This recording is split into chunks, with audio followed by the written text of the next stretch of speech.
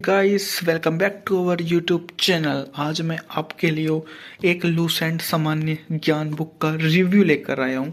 अगर आप एसएससी की तैयारी कर रहे हैं तो यह आपके लिए वरदान है। मतलब ये बुक ऐसी है, मैं नहीं समझता कि अगर इंडिया में रहते हुए किसी व्यक्ति ने गवर्नमेंट की तैयारी की हो उसने ये बुक बाय ना की हो।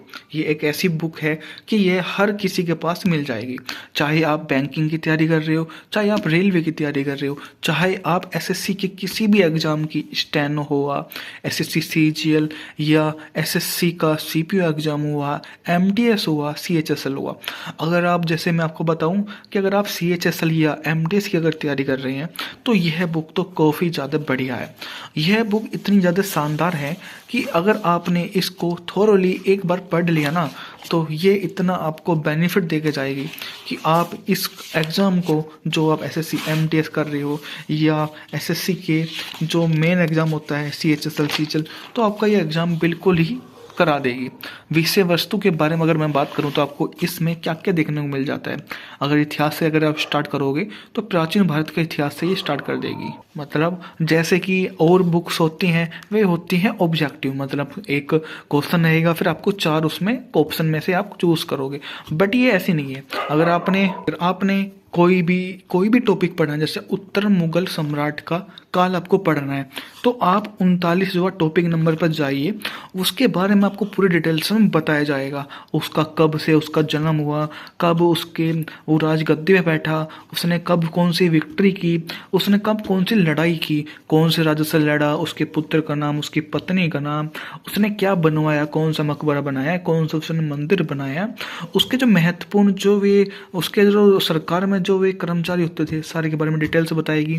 मतलब आपको उसके बारे में ए टू जेड सब कुछ बताएंगे। उससे बाहर आपको कुछ भी नहीं मिलेगा। मतलब इस बुक में मान लिया अगर मैं बात करूं तो जैसे इसमें भूगोल है, भूगोल के अंदर जो पहला चैप्टर ब्रह्मांड है, अगर आप ब्रह्मांड के बारे में यहाँ से पढ़ेंगे इसके बारे में तो आपको थोरोली बताया जाएगा कि ब्रह्मांड में कहाँ कहाँ से क्या क्या स्टार्टिंग होती है।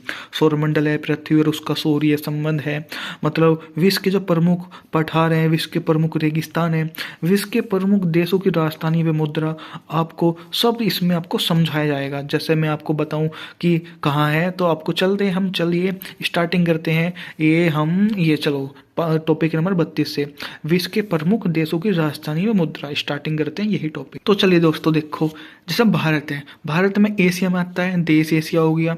यहाँ की जो राजधानी है वो नई दिल्ली है। वहाँ भारत की जो करेंसी है वह है मुद्रा, मतलब मुद्रा है, रुपया है। भूटान देश के बारे में बात करूँ तो देखो अब थिम्पू यहाँ की राजधानी है, और नुगलुट्रम यहाँ का जो रुपया चलता है उसको बोला जाता है। नेपाल की काठमांडू रुपया होता है। ऐसे अगर आप देखो तो संयुक्त राज्य अमीरात की अबू धाबी है, दिरहम यहाँ की करेंसी है। तुर्की के बारे में बात करो तो अंगारा लीरा, जॉर्डन के बारे में बात करो तो अमान दिनार, कोलंबिया मोहमा। मतलब आपको इसमें सब कुछ दिया हुआ है। आप इसको एक बार जाके बाय कीजिए और फिर इसको पढ़िए।